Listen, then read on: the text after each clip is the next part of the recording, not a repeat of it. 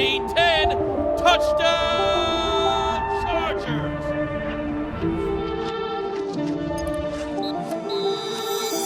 What's up, guys? Welcome into a Week 5 edition of Chargers Weekly. As always, joined by the voice of the Chargers, Matt Money Smith. Bolts will host the Commanders this Sunday. A bounce-back spot for the Chargers, Money, after losing to the Giants 21-18. Naquan Jones going to join us in a few minutes to talk about the game and a look ahead to Washington. But, Money, let's just rewind a little bit. After that first drive by Jackson Dart, I thought the defense was great. When you have 14 penalties and 2 interceptions, it's probably going to do you in. Yeah, look, I'll go back to the pregame because I had a chance to meet our friend Mike from Splitero. So a shout out to him, to Mike. It was a great conversation. I'm going to drink from my Splitero mug again. He commented on how much he liked all the swag. He's like, yeah, you guys got the coffee cups, and I was like, oh, it's wonderful. So tip of the cap to him for helping us here in the content studio. But it was a beautiful day. It was warm. There were great vibes. And then the game started. And the opening drive, you have a drop on third down that I think really could have changed the complexion of that game. Yeah. If you can drive down the field, score a touchdown, and put some pressure on the Giants, who defensively coming in, the metrics were not kind to them. They had not, obviously you saw what Dallas was able to do to them. The Chiefs' number was a lot lower, but teams have been able to gash them on the ground. And I just, I think unfortunately that drop, now you have a 3-and-out, and we obviously know what happened on that opening drive. And I think it just, when you've got a young quarterback and a young team that's kind of got some energy in the stands because they changed some things and people always get excited. We know it well with Herbert and what he did in 2020. I think you just you could have pushed him on the mat and you kind of let him up. And I think it got away from a little bit there at the start, and it really kind of changed the complexion of that game. Especially, you have a rookie quarterback. It's scripted.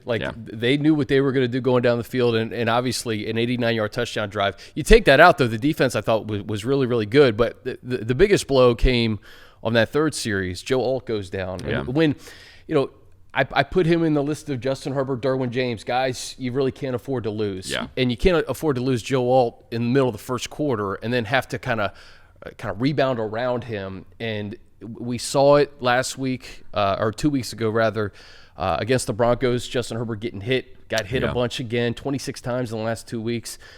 And that was just, I think, part of the reason why he was maybe a little bit off. Those 2 interceptions probably contributed to that as well. Yeah, look, I think, last year when you go through the schedule, the Chargers were exceptional in 10 a.m. games, 10 a.m. Pacific games. The only one they lost was the one against the Steelers, and that's the one that Herbert tried to play through a high ankle sprain. Yeah. But outside of that, Charlotte, Denver, or I should say Charlotte, New England, 40-7. That was a 10 a.m. game. I mean, you had Cleveland with all the interceptions on Jameis Winston. Atlanta, they got the victory. Yep. It's not an issue. Felt like an issue. It felt like this team it didn't look like anything I'd seen from them last year. The penalties, they came in with 15 for 107 yards. In this one game, they had 14 for 107 yards. And it was all over the place. It was 6 on offense. It was 6 on defense. It was just some procedural penalties that lead you to think that things just aren't quite as tight as they should be. 2 on special teams. It was just kind of off. Things were off. I want to ask you this. Do you think, and again, it's coming from me, so it's not excuse making, but we talk so much about these first 3 games, right? It was a very physical game against the Broncos. You get to 3-0 in the division. It's almost like you can kind of breathe a collective sigh of relief. The exhale. And then you come back, and then again, it's when you lose Joe Alt in the middle of the first quarter, that's not a good sign. No. Because you mentioned the Giants defense. They've been bad across the board except for getting after the quarterback, and that's the one thing that really kind of did it in the Chargers. Yeah, and I think that's the sort of one thing that when you lose Alt in the middle of a game, where maybe you're not thinking about that adjustment because you have Alt and you feel pretty good about giving help to the other side, and we're just going to let Justin continue to carve these teams up. And you think about what the second half looked like against Denver and how they're like, we got to lean into Herbert here, and he delivered, and so I think if Alt stays healthy, maybe that plan works. But when you look at the box and you're like, man, that's really weird. They only ran it 12 times. Herbert's getting pressured 50% of the time again. He's taking another 12 quarterback hits. Amarian seemed like he was running the ball pretty darn well, and it's 12 carries. And, one of them's a 54-yard touchdown. So I think what you'll see, this week against the Commanders is getting that number up. Because the one thing that I noticed in this game that didn't happen in any of the others, and it became a national talking point, is Chargers are running play action as much as any team in the league. It's working, and yet they're not running the ball. And so I think, Brian Daboll and his staff looked at it, and they were like, yeah, we're not taking the cheese on the play action, because they didn't. They just pinned their ears back, and they got after it. And all play action did really for Herbert was just, even kind of make it less time for him to get rid of the ball before he took a shot. And he took some shots again, as you talked about. So I think in order for play action to work, they're going to have to run the ball. Yeah. And I feel pretty good about them running the ball based on what we saw in the limited carries from Amarian. It just has to be more balanced. That's the simple thing. Justin Herbert ran the ball one time. He had that 24-yard and that was it. Rush down the sidelines. And that was it, which is amazing when you consider the amount of times he was pressured. He didn't just take off and run with it. Yeah. Q, 8 for 98. This is becoming something very consistent with Quentin Johnson. It's been awesome to see. Keenan, 5 for 37. Ladd, 1 for 11 on 6 targets. We've seen drops. We've seen the full body of work from Ladd. I'm in no way concerned about Ladd McConkey, but after a game like that and the way that Keenan and Quentin have gotten going, I think the first 4 weeks, I feel like a Ladd McConkey game is going to come sooner than later, and I'm sure he's probably a little. I'm not saying he's pressing, but he's probably not used to not getting the ball and performing in spots that he did last year. Yeah, look, I thought that was the game. I thought the Giants game was going to be the Ladd McConkey game, just kind of based on watching what they do and what they don't do, and what their sort of limitations had been in those first 3 games. It was lining up to be a big Ladd game, and for whatever reason, it was just weird. Again, it's just a weird game. 5 targets, 2 drops. 1 catch for 11 yards. It was a very strange game on that front. But I think what you'll see and what, it helps that Ladd's a man beater, and Keenan's a man beater. So, like, there should be a quick game available to Greg Roman and Justin Herbert with this offensive line, with its snot beat out of it right now. Hopefully Mekhi will be able to go. That'll be a huge boost. And then it'll be interesting to see how they want to play that left tackle position. Because, Austin Deculus was forced into there with the injury to Alt, and, it was a rough go. Yeah. And so I think it's trying to figure out what the answer is there. So Herbert has at least a little bit of time. The nice thing is they have a full week to draw it up, figure out what the game plan is. Hopefully Will Dissly's back. That's going to go a long way. Same thing from the Giants game. It was just odd to see the Tucker Fisk snaps. It's like, man, you would have thought, especially with Joe going down, let's get a little more Tucker out there. He's such a good blocker, and I think you'll see that because it's hard when it happens in game. You're just kind of everything's coming at you, and you have a game plan, and now you've got to adjust, and you're trying to figure it out. And get everybody on the same page. And so I think with the full week, it'll help. And I would suspect if Will's healthy, we'll see a lot of Dissly and Tucker Fisk out there. I was going to say the 2 biggest names on the injury report to monitor, Mekhi Becton and Will Dissly. No doubt. If you have a week to prepare for kind of a rushing attack and the way how you're going to protect Justin Herbert, I think that's one thing versus in the middle of a game trying to figure it out on the road. Yeah. So the defensive line of the Giants – Abdul Carter, it's so Brian good. Burns. I mean, those guys were getting after Justin in a way that we haven't seen in quite a bit. I mean, obviously, we knew Denver going into it. Oh, yeah. But this is the one unit of the Giants that I think took full advantage of the Chargers' deficiencies. Well, and it's just odd, right, the way it worked out. Because going into the game, I was watching back, every snap, and I was like, of Abdul Carter. And I'm like, this is weird. Why are they playing Abdul Carter off the ball and at linebacker? They weren't lining him up at edge, and then all of a sudden they unleashed him in that Charger game. And he was on the line of scrimmage, and he was moving up and down that line, and he's a real issue. And it's very reminiscent, and yeah, they're both Penn State linebackers that are taken top 5, or Micah was taken, 11th. But it was very reminiscent of what the Cowboys did with Micah. They're like, oh, this guy can do so much. He's a Swiss Army knife. Let's play him let's stand him up, and let's play him off ball, and let's put him at the edge. And it's like, no, man, just tell him to rush the passer. And Mike, of course, turned to the best pass rusher, or at least one of the 2 with Myles Garrett in the game. And I think that's what the Giants figured out with Carter is, we've got an embarrassment of riches with Burns and Thibodeau and Lawrence on that line, but that's just where we're going to put him. And, man, he was a wrecking ball. Amarian Hampton. Listen, the 54-yard touchdown was one thing. That 18-yard best run I've seen I've seen. I don't know the last time I've seen a run like that. To see a rookie come alive like that, and again, this was only on 12 carries. He's done it in back-to-back games. Najee goes out. Amari needs to step up.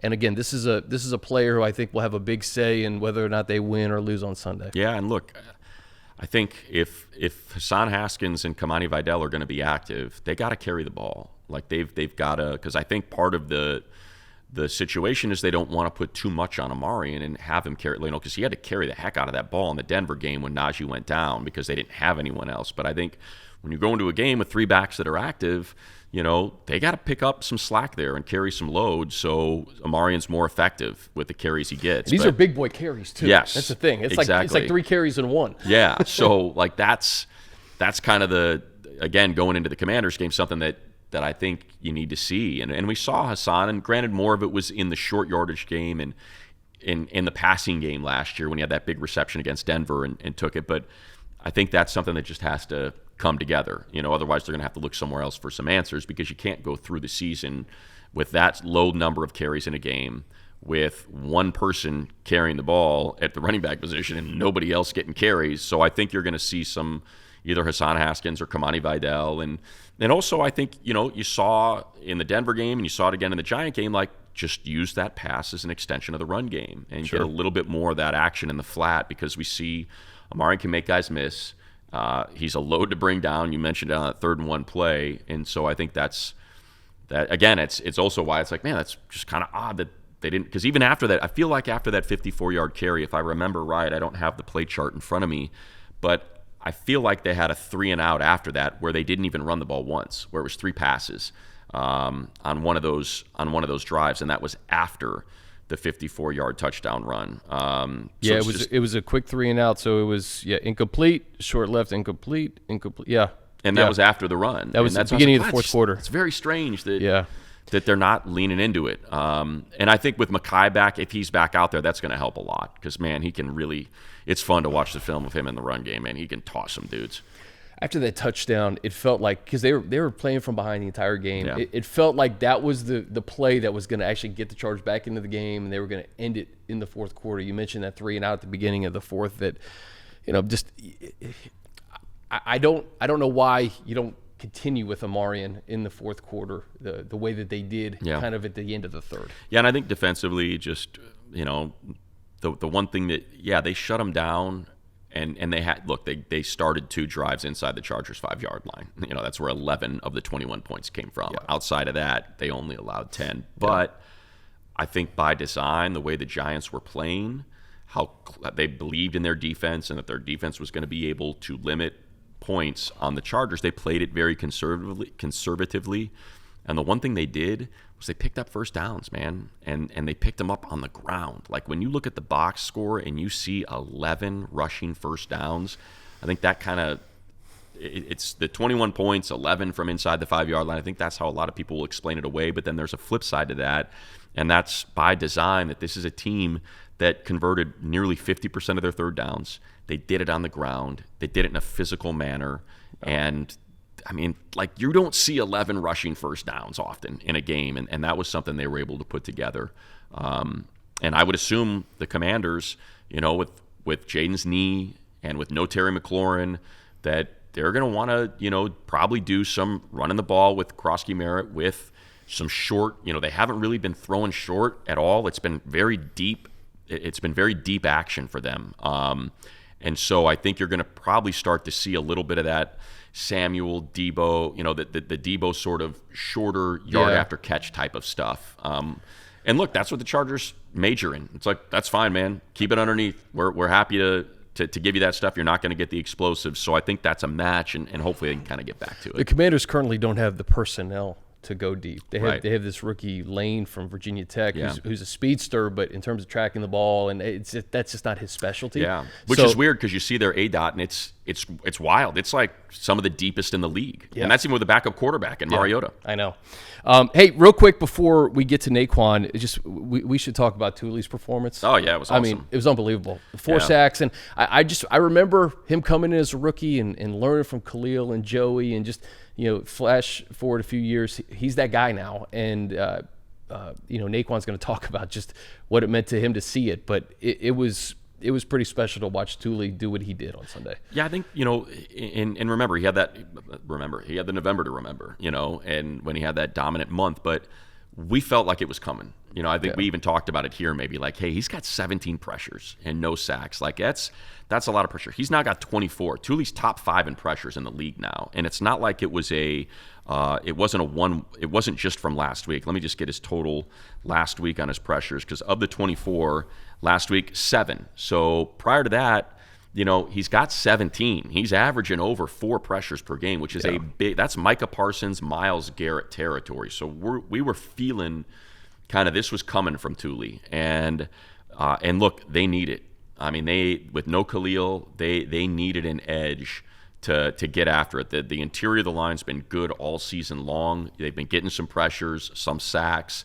When you look at the Teair Tart pressures, the Caldwell pressures, he's got a sack, things, Deshaun Hand, like, that should lead to edge production. And I think you finally kind of saw the fruit of what's been building here through these first 3 weeks. And hopefully, he can continue. I think Cosme might be coming back for this one for the Commanders, but they got some issues on that line. Yeah. And I think you can, outside of Laramie Tunsil, who's been great because he's always great, kind of those other 4 positions you can eat. And so I think, there should be some more opportunities out there for him. Yeah, it sounds like Cosme may be another week away. I think they opened up his window. But, again, this is a guy who hasn't played since he got hurt in the Detroit game. Yeah. So, probably that offensive line for Washington, you can do some things on them.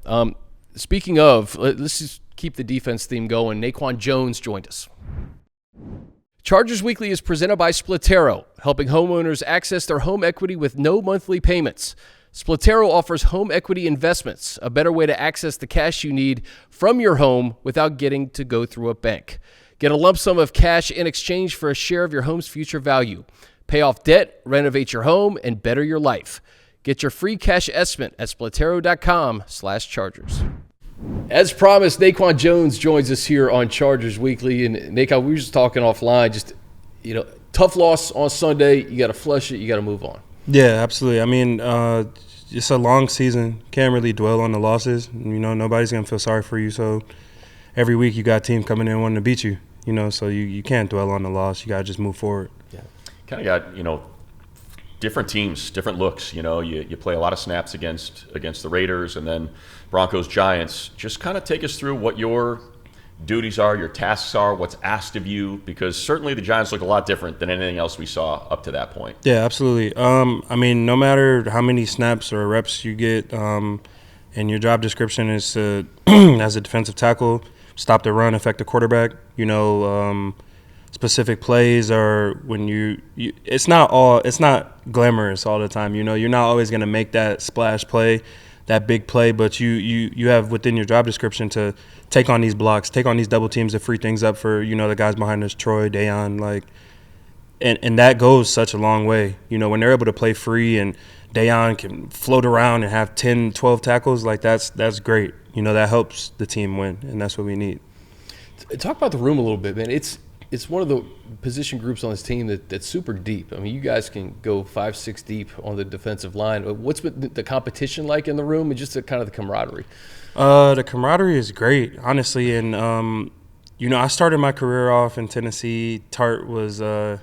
Deshaun was there. So these are guys that have seen me earlier in my career, and it's cool, like full circle moment for them to. I'm in year 5 now. And it's cool to be able to play with these guys again. It's great relationship, great vibes all throughout the room. Everybody just wants to win, and when you have a group of guys that all have the same goal, you can accomplish so much more. It's not a selfish room at all. Nobody's trying to put themselves above the team. Like, it's all just guys who are literally on the same track, trying to go in the same direction. We want to win. We want to win the division. We want to win the Super Bowl. And I think that's the mindset of everybody in the room. for the people that listen and watch, like it's great when you can kind of walk people through it, because you mentioned double teams, and like that Raider game, man, you're getting double teamed all over the place. So can you just kind of share, what it means to take on a double team, what your task is, what you're supposed to do, and how you're supposed to kind of help out those other guys as you're occupying two dudes? Yeah, I mean, this is like how I would explain it to my sister or my grandmother. Like, it's perfect. That applies to us then. That's perfect for us. Yeah. That's perfect for us. You have a gap, and I mean, that is your home. That is your gap. You own that gap, and you got a couple 300-pound plus guys trying to remove you from that gap. You got to do any means. You got to do. You got to man that gap. You have to man that gap. Sometimes you can get lucky and have a secondary gap that you could kind of play into. But, I mean, pretty much you got two big guys trying to push you out of an area. You have to stay within that area to make the play, or to help, free somebody else up to make the play. And that's the best I can explain it. I'm sorry, Chris. I want to follow up, because so you have that, and then there's, I think, my favorite play that I've watched of yours this year. You're playing like a zero, and you're face up on the center. What's the swim move, man? Why can't we get more of these swim moves? Because you put a swim in there, and you had Moss dead to rights for like a 5-yard loss. I love it, and I love when we get put on little movements and we're able to make stunts, and I get to really show my athleticism and show like how good my feet are, and how quick I can be. It just there are a lot of plays where like we're able to show off that ability, but just being able to switch it up and change it up, like, of course, typically every play it's gonna be physical. It's gonna be a battle. You're gonna have to hold up you're gonna have to hold up a double team. You're gonna have to strike somebody, stay within the gap. But then when you get that freedom and that ability to move or make a stunt, like, you really want to showcase that. You don't want to make yourself a one-dimensional player. And I feel like I surprised a lot of offensive linemen with my size and being able how quick I can move to the next gap. I take out that first drive by the Giants. I mean, you guys kept Jackson Dart and that offense in check largely most of the game. With a quarterback like that, who's mobile, we saw it with Mahomes in week 1. We can see it week 5 against Jayden Daniels. What's the biggest challenge from your perspective in terms of kind of checking a guy with that mobility? Yeah, those are always it makes it a little bit tougher on the defense. I know in that first drive, I rushed kind of up the field on that touchdown play when he was able to scramble through the middle, and I should have probably played power, and I just put more stress on the guys behind me, So going into games where quarterbacks are super mobile, you always want to have a rush plan, and you always want to work the entire defensive line. You want to work as one, communicating just like the outside guys, like Tuli or Bud, or if they're going to take an inside move, you have to be ready to cover them to make them right, especially with a mobile quarterback like Jayden Daniels. He likes to escape more to his right or left. So you have to make sure you really are disciplined on that side of the ball, or, he'll be able to bleed you through the middle, and we've given up a lot of run yards as far as with the quarterback. So I feel like moving forward, that'll be a big emphasis for us.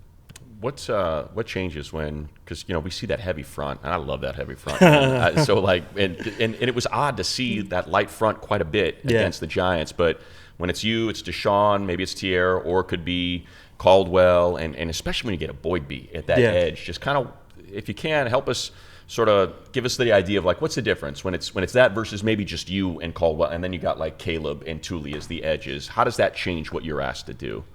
You still have the same responsibility, but you got bigger guys out there. You have a little bit more support. As far as that wall you want to build on the front line.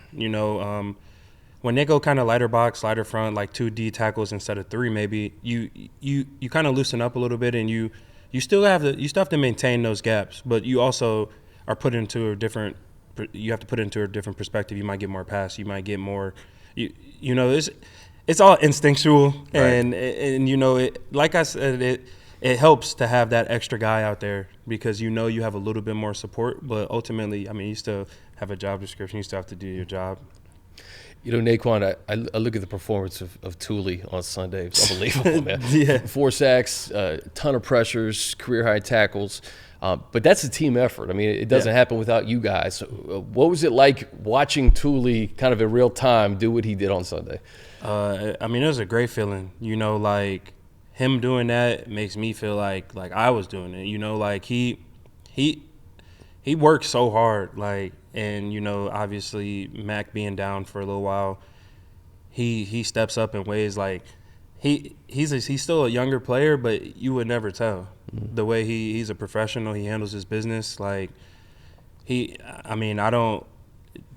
having games like that, I feel like is the football gods kind of blessing him for how hard he works throughout the week. You know, at practice, he's running to the ball every play, he's straining, so, like, how do you not have that success in the game if you're really, like, going all out all throughout the week, you know? Like, he practices like it's a game every day. So I would imagine being in the game, it's kind of slower for him. He's able to make those plays. Yeah, and, you know, like Chris said, it's a product of, you know, the interior, you know, forcing the quarterback off a spot and into where Tuli might be.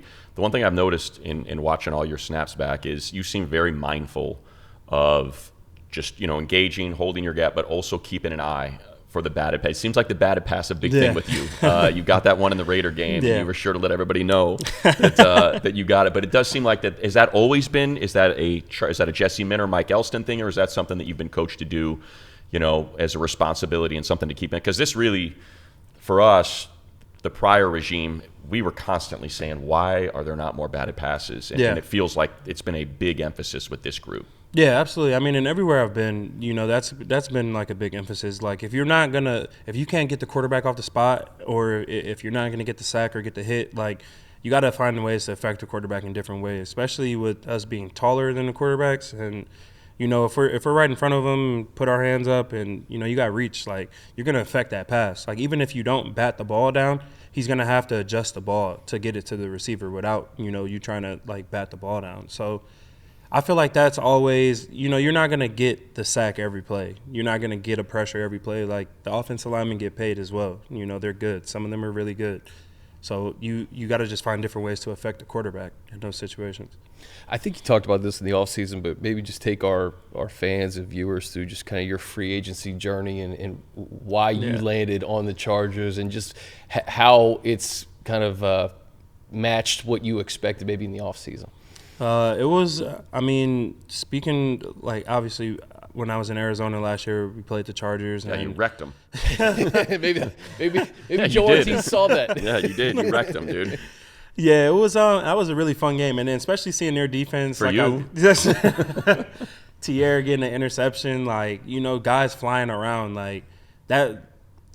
Obviously, I wasn't, like, looking at their defense at the time, but that's a fun defense. That's something you want to be a part of. You know, you want to be a part of a confident defense, a loud defense. Guys are yelling, communicating with each other, flying around, like, celebrating with each other. Like, you always want to be a part of something like that. And going into the offseason, I was speaking with Teair a lot, and he's like, bro, you're going to have a good opportunity here. You're going to love it here. Like, so I had no doubt that this is where I wanted to be, you know. And then obviously they signed Deshaun at the same time, so I was like, oh, it's like home. I know Bud's here, you know, Elijah's here. Like, a lot of guys that I played with earlier in my career, you know, are here. That's right. So you played with Bud in Tennessee, right? Yeah.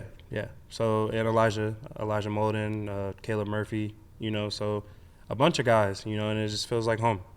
It's Tennessee West money. I was just going to say, I mean, for whatever reason, they love guys that play with the Titans. I don't know what the system was there and how it matches up with Jesse, but Michigan State guy, you started with Mark D'Antonio and then Mel Tucker. Just kind of people always say Michigan, Ohio State, but I don't think they recognize how gnarly Michigan State is. Just kind of what was it like going up against Michigan, and do you ever have any conversations with some of the guys here about that? Maybe the head coach? Oh, yeah, so when I first spoke with Coach Harbaugh, I let him know, and he's like, well, we're not trying to win bowl games here. We're trying to win Super Bowls. So he's like, we can get over that. We can look past that, you know, and just messing around. I like to wear my Michigan State hoodie around the building a lot. Right. And every time I see Hassan, I kind of give him a hard time about it. You know, I beat him a couple times, but those are always fun games, especially being here and just being around the culture. I have never gone to Michigan, but just being around all the coaches, and, you know, it really it's a very professional atmosphere, a very, like, family-oriented atmosphere. So I can see why people go to Michigan, but not me. But I can see why people would have enjoyed going to Michigan. Now, Chris here went to Northwestern. We just talked about in my backyard. I was going to say, you went to Evanston High School, so did they not recruit you? Like, No, they did a little bit, but it was right. I kind of just weren't into it. Nah, I kind of had my mindset on Michigan State pretty early. I committed pretty early, and from there it was just kind of I knew that's where I wanted to be. Sometimes you want to get away from home too a little bit, right? Especially in college. Yeah, like a 4-hour drive, not too far, not too close, but it was. I'm happy I made that decision. Naquan, last one for me. We were just talking about the bounce back, right? Yeah. Take me inside a locker room after a loss and just kind of maybe the sense of urgency in the locker room to kind of get back in the win column. We're not in a spot where we're desperate. We know the capability of this team, and we know that. We started the season 3-0, so we know what it takes to be successful. You know what it takes to win. It obviously is disappointing. Guys are upset. Everybody hates losing. And I feel like that's also another thing and why I feel like this team will be so good, because people hate the feeling of losing. The leadership in the room, in the locker room, Derwin, Dayon, like they really don't like to lose. And when you have captains and you have people that are competitive like that, they push everybody to be, a certain standard. And to, like you said, just flush it, move forward.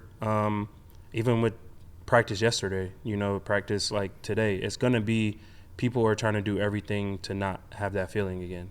So guys are pushing themselves even harder this week to make sure Sunday we can come out with a W. I'll see some more of them swim moves.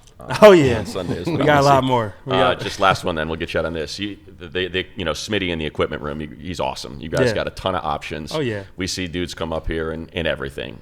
You're all Navy, a very similar like shade to Michigan's Navy, as opposed to like the powder blues. Are you a Navy guy? Is that your favorite kind of deal here? I like the versatility. Honestly, like I might just go all yellow one day, all gold, and I just like I like to be a little bit color coordinated, but for the most part, Navy's clean. The Navy is clean. Yeah. I got a nice Navy pair of cleats for that Thursday night game. There we go. So I like to. Fans are going to freak out for that, by the way. Oh yeah, they are going to freak out with the Navy. They freak out for the Navies. I'm excited for that. You have to snap a streak. They have not won in the Navies since they went to powder blue. We're going to win in the Navies. These are the new Navies. These are new Navies. We're going to win. We're going to win in these Navies. You got to win in these Navies. I'm telling you that we're going to win in these Navies. Because the fans and we get after. I'm like, look, I just want them to win in the Navies. They're like 0-8 in the Navy, so I just need to get a win, and then I'm back in the Navies. We got you. Okay. I got you. There we go. We got you. There we go. Real quick, because you're wearing the Naquan tag. We see these sweatshirts and these shirts around the building. We've seen them for the last 2 years. Which one is this? Is this from a couple of weeks ago? This might be Broncos. That's the Broncos. Is that the Bronco one? one? Okay. With the bulldozer. Yeah. Work shirt. It's the work shirt. Got the name on the front. Coach Harbaugh really likes these. They represent just like going to work, lunch pail. That's what he said. He really likes these, and it's a cool design. Yeah. The shirt is even cool. I almost wore the shirt. The shirt is cooler, but the hoodie's right to the point. Name on the front. You get to work. It's the best, man. It's like the little things in this building that I think the guys get behind now. The little things matter. Yeah. There we go. Naquan, you're the best, man. Good luck on Sunday. Appreciate it. Right. Thank you. Head to San Francisco and experience the Super Bowl with On Location, the official hospitality provider of the NFL and proud partner of the Los Angeles Chargers. Secure packages that bundle verified tickets with exclusive access to pregame parties featuring renowned entertainment and top-of-the-line food and drinks, plus immersive postgame field celebrations. On Location delivers unforgettable experiences so you can create memories that will last a lifetime. Visit onlocationexp.com/SBLX or call 877-373-5062 to secure your ticket package today. So, Muddy, one of many contributors across that defensive line. It's great having Naquan in the building, and just keep in mind he was inactive week 1. That's how deep they have been at defensive tackle. Yeah, and I think it just goes to show you competitors welcome, that here's someone who signed a free agent deal. You got Tito in house. There's a lot of competition for the interior of that line. You got a rookie that was drafted in the 3rd round, and Jamari's getting a ton of snaps. Who are my best guys? That's who's going to play, and I think Naquan has flashed. And there have been some, we didn't get into everything with him, but it's been impressive. He is sort of the BTB, as they like. He's a burst of the ball guy, and when you see tackles being made, he's a big man. He's got a lot of weight to carry around out there, and he's chasing Bo Nix out of bounds on a scramble, chasing Geno out of bounds on a scramble. He does not let up. And so I think that's, it's not just making the play, but it's also a contagion. It's something that spreads throughout a defense. It's like, all right, well, Naquan can drag his 330 pounds, and what am I doing? You know, and so I think he's really good at that, and I think that's one of the reasons why it's earned him a lot of snaps. And Jesse Minter and Mike Elston got a lot of options. They can rotate these guys. We talked about the heavy front versus that light front. Like I said, I like that heavy front, and I think it's very reminiscent of Baltimore and what they do with their edges and their active interior defensive linemen. I feel like that when you get the three bigs, and if it's two with a Boygby as the edge and Tuli, like it seems to produce a little bit more than going light. So I would expect that we're going to see a little bit more of that in this game, especially. But you're going to need athleticism, right? Because, like he said, Jayden likes to run, and you're going to have some, Caleb's quick enough where he can track these guys down. And so it'll be interesting to see how they rotate those guys, because they're going to have their hands full. I mean, Jayden with the ball in his hands is a nightmare. Yeah, he's electric, but he's coming back from a knee injury. Yeah. So that's the big thing. I think you have to assume that he's going to have his full mobility. He may wear a brace, he may not, but I know that he's been wearing a brace this week during practice, it sounds like. So it's almost like a tale of two teams. You have the first two games with Jayden, who wasn't overly spectacular in the first 2 games. You could argue Mariota was better. Yeah. I mean, they put up 27 points against Atlanta in a loss. It's really their defense that's been kind of an issue. But offensively, no Austin Eckler. It's like a three-headed attack at running back led by Bill Krosky-Merritt. Yeah, it seems like he's starting to get featured a little bit more and more. Yeah. Like they're going to end up going, he's a good back. Yeah, he's a good back. Chris Rodriguez and McNichol, I think, are the other two. And then not having Terry McLaurin, I think you're starting to see kind of the struggles on the outside with Washington. And, Debo is probably going to be featured a heck of a lot more, as you alluded to before the Naquan interview. And I'm intrigued to see how they're going to come out and just how healthy Jayden is with that knee. Yeah, to me, I'm going to assume that he's fully healthy, because I just don't know why you play him with how well Mariota's played. Yeah. It's like, what's the point of putting him out there if he's not 100% go? So that's the way I'm going to operate, because like I said, Mariota, you could argue, has been better in his 2 games than Jayden was in his 2 games, just how well he's playing. And Mariota's a guy that's given the Chargers fits in his past, so we know it well. I think to me the bigger deal is the other side of the ball. I think for the Chargers, just because of their injuries on the offensive line. We talked about the front. They don't have a lot of pressures, but they can get it from the interior with Deron Payne. They get it from the edge with Dorrance Armstrong. Outside of that, there's really not a whole lot.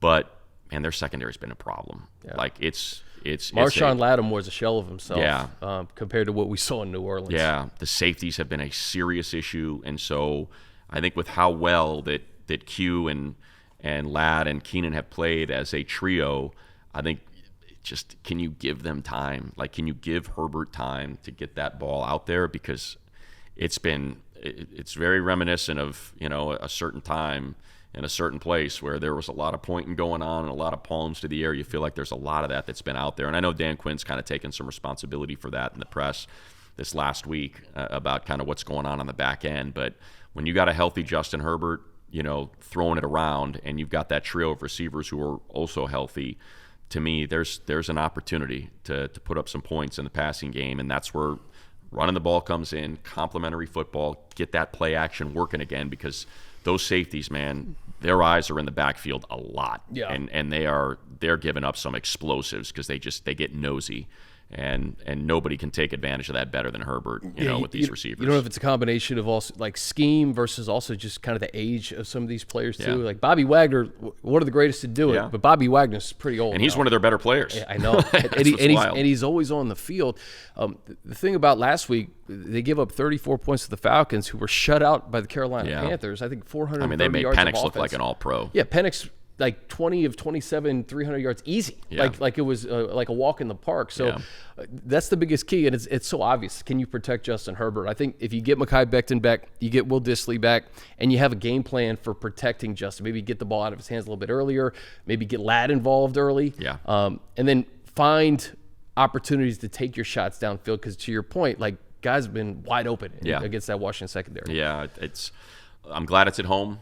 I think it's when you look at our schedule, when you look at the schedule and the way it lays out, next week we're back to a 10 a.m. game in what's possibly going to be an incredibly hot, humid, very similar atmosphere, very similar weather to what we had in New York. I mean, it was unseasonably, not warm, hot, like scalding hot down on that field for a 10 a.m. game, and you're going to get that. You know how Miami is, they've got the visitors bench right there in the sun for those 1 p.m. kicks Miami time. It's brutal. And so good to have this one here and not on the East Coast again, in the district. I think the matchups there. I think the matchups are there for the Chargers to take advantage of.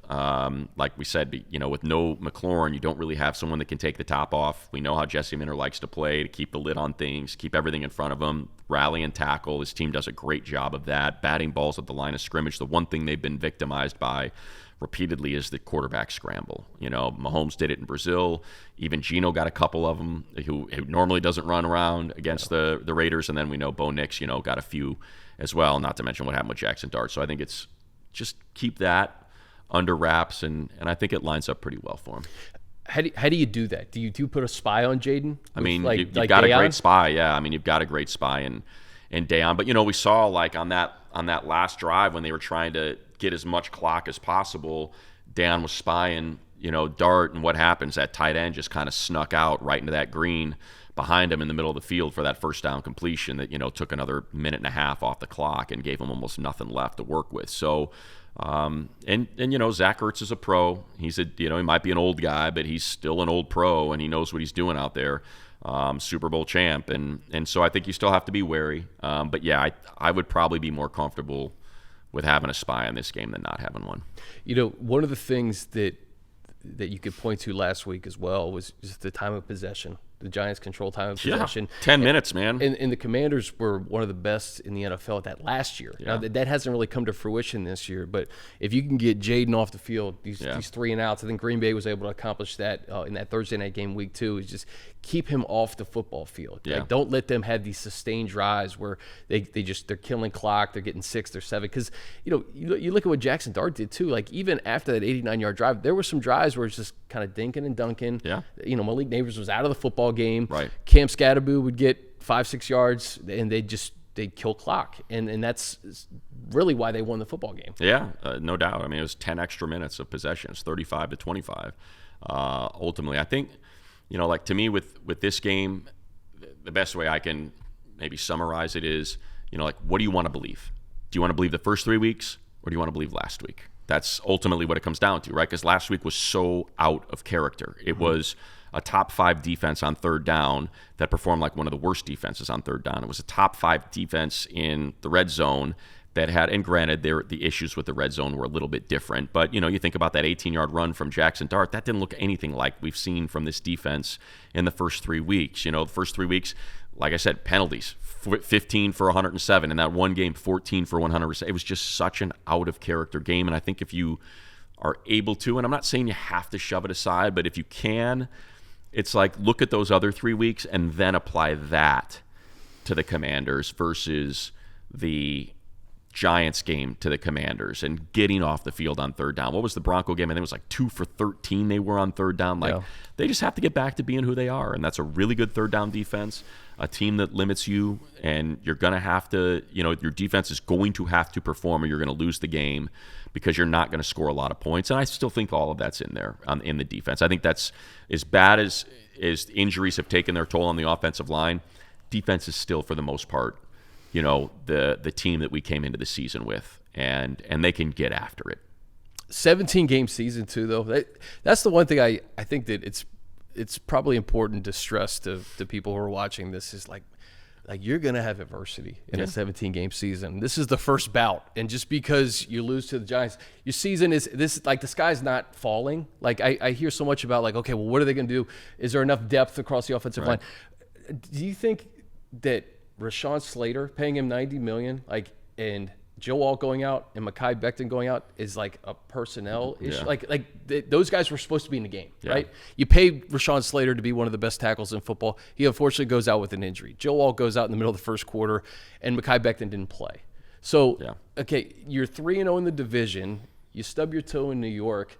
You're going to have that throughout a 17-game season. It's just it's about kind of withstanding some of these storms and finding a way to win and get another week closer to getting Joe Alt back or getting Mekhi Becton back. So it's just you feel that and sense this panic after a loss to the Giants with like forgetting that you just swept the division in the first 3 weeks. Yeah, I think, I go back to what Anthony Lynn used to say, and that was, that he breaks the season up in quarters, and the Chargers had a 3-1 first quarter. That projects to 12 or 13 wins on the season.